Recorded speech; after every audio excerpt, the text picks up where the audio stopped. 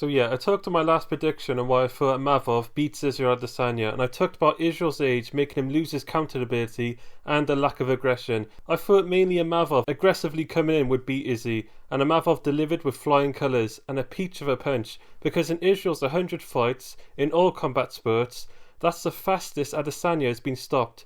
Even Alex Pereira in kickboxing took until the third to KO him. Israel long guarded and Imavov darted in with a big overhand.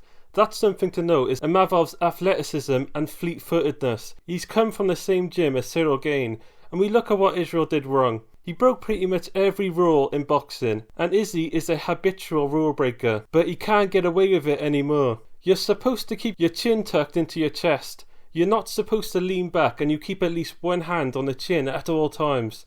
Imavov smartly came over the top, bang on the chin.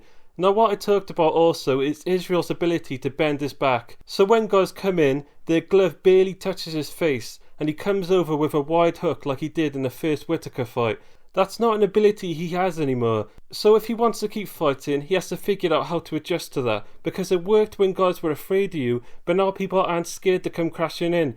I'm questioning his durability as well. It's very hard to take a punch when you're off balance, chin up in the air, but in all his last 5 fights, he's gotten hurt.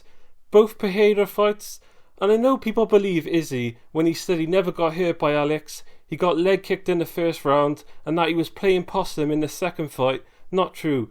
You maybe just found out today Izzy copes hard and is a sore loser, but that's all that it is. But then, Sean Strickland dropped him badly in the first round. Dricker's hurt him, and now Imavov hurts him. He's not having great punch resistance. Is it a bit like Roy Jones Jr., where he just never got hit much, and when he did we found out he doesn't have good durability?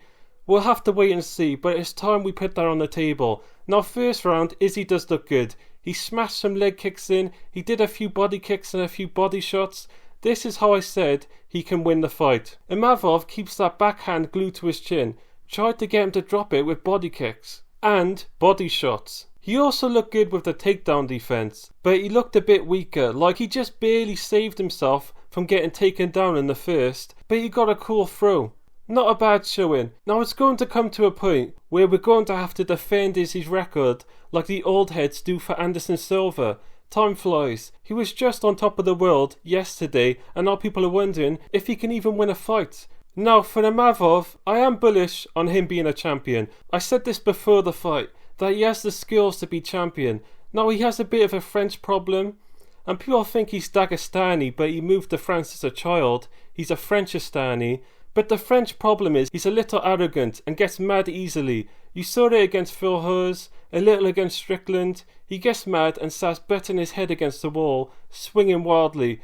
If he can become more technical and try to find openings, mix in the wrestling like he did tonight, I think he could be champion before 2025 ends. I'm saying it here, I think he's overlooked, but he's continued to improve and impress.